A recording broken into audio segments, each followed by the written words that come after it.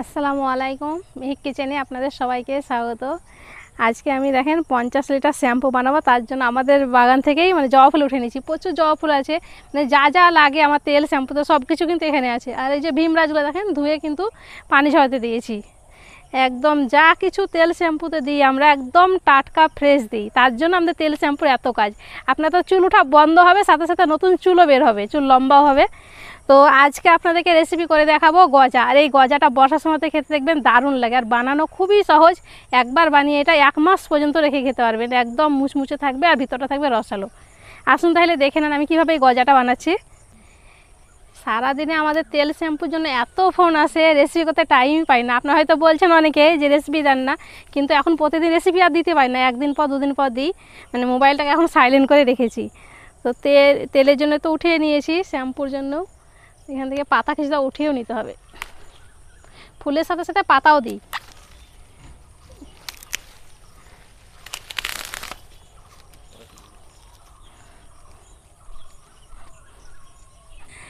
তেল শ্যাম্পুর জন্য এত এত অর্ডার আসছে, দেখেন রেসিপি করতেই দেরি হয়ে গেল। আর এখন তো অন্নপূর্ণা ভান্ডার ঢুকেছে, সবারই হাতে টাকা, তার জন্য আরও বেশি এখন অর্ডার। তো আমাদের গজা বানানোর জন্য প্রথমে ডোটা রেডি করতে হবে। তার জন্য এখানে আমি 200 গ্রাম মতন ময়দা নিয়েছি। আর যখনই গজা বানাবেন তখন ময়দা দিয়েই বানাবেন, বেশি ভালো লাগবে খেতে। তো প্রথমেই দিয়ে দেবো চা চামচের হাফ চামচ মতন লবণ, আর চা চামচের হাফ চামচ দিয়ে দিচ্ছি এটা হচ্ছে বেকিং পাউডার। আপনারা চাইলে খাবার সোডা দিতে পারেন, তবে অল্প করে দিবেন, সামান্য।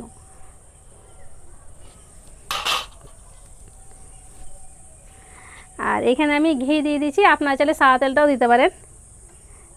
ঘি দিয়ে ময়ান দিতে হবে। তো এখানে আমি হাফ বাটি মতন ঘি নিয়েছি। ঘি দিয়ে যদি ময়ান দেন তাহলে গজাটা খেতে বেশি ভালো লাগবে। খুব ভালো করে আমি ময়ান দিয়েছি।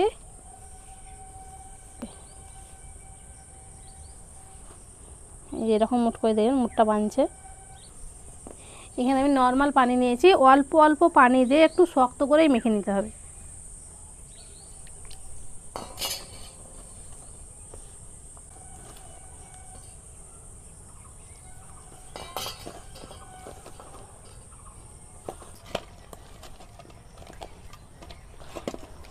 হালকা হাতে মেখে নিতে হবে, খুব বেশি চাপা দিলে হবে না, এরকম করে হালকা হাতেই মাখতে হবে।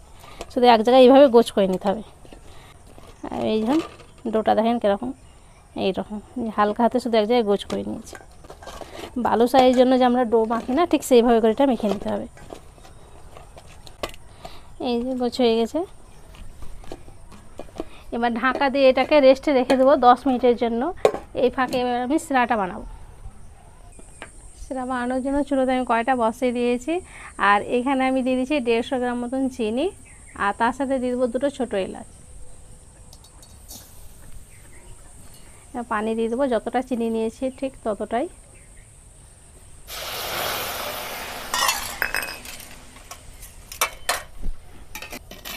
আর এই সিরাটা খুব বেশি ঘন হবে না, চিনিটা গলে ফুটে গেলে হয়ে যাবে। সম্পূর্ণ চিনিটা গলে ফুটতে শুরু করেছে। এই সিরাটা দেখেন এইরকম হবে। এক বাটি যতটা চিনি নেবেন ঠিক ততটাই কিন্তু পানি লাগবে, তাহলে সিরাটা ঠিকঠাক হবে। নামিয়ে নেব। আজকে ডোটা রেস্টে রাখা 10 মিনিট হয়ে গেছে।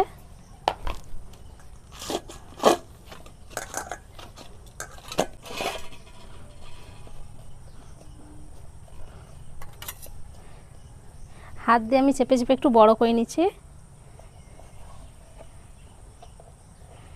এইভাবে করে একটু 4 ভাগ করে পরপর এইভাবে দিয়ে দেব।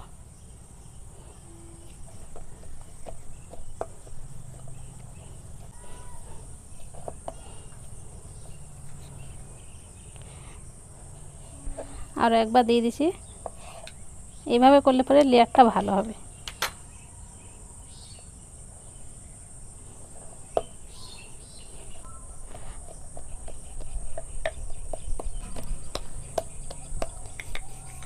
বেলুন দিয়ে একটু মোটা করে বেলে নিব।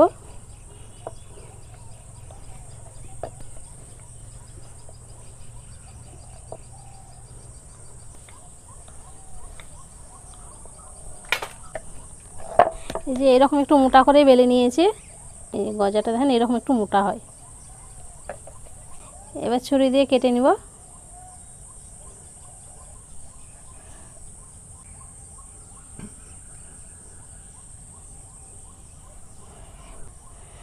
গজাগুলো আমি একটু লম্বা লম্বা করে কাটছি, আপনারা চাইলে কিন্তু চারকোনা করেও কেটে নিতে পারেন ছোট ছোট করে।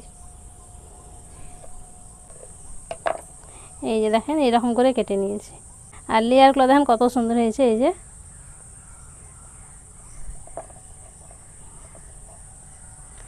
দেখেন।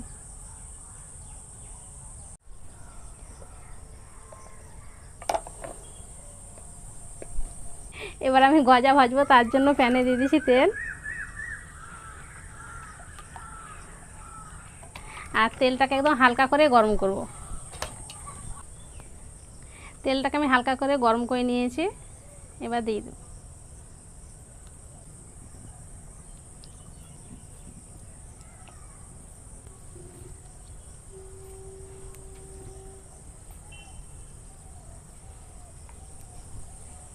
আর যখন গজাগুলো ভাজবেন তেলটাকে হালকা গরম করে না হালকা আঁচে ভেজে নিতে হবে, তাহলে ভিতর পর্যন্ত ভাজা হবে, ভালো হবে খেতে।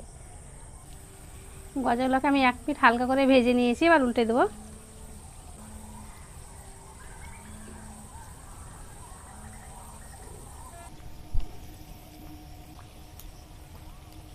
কত সুন্দর দেখেন লেয়ারগুলো বিস্তার হয়েছে। এবার এই যে প্রতিটা লেয়ার কত সুন্দর।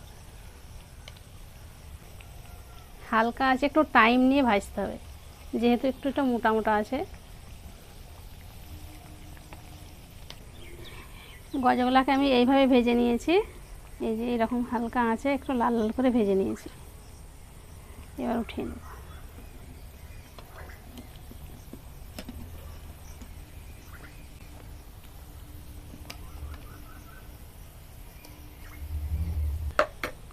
শিরাটা ঠান্ডা আছে আর গজাটা কিন্তু গরম হতে হবে। এবার দিয়ে দিচ্ছি।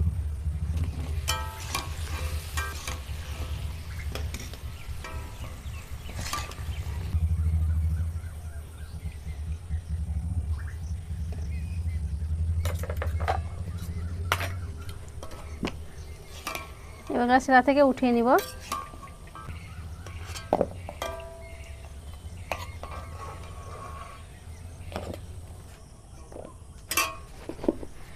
সব গজাগুলো আমি শিরা থেকে উঠিয়ে নিয়েছি। এবার দেখেন গজাগুলা শিরা থেকে তো উঠিয়ে নিয়েছি, আর কত সুন্দর হয়েছে দেখেন। লেয়ারগুলো শুধু দেখেন কত সুন্দর। এই যে সবগুলা এত সুন্দর হয়েছে।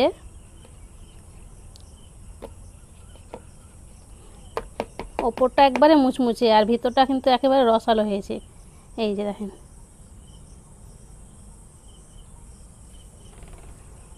একটু ভেঙে দেখাচ্ছি।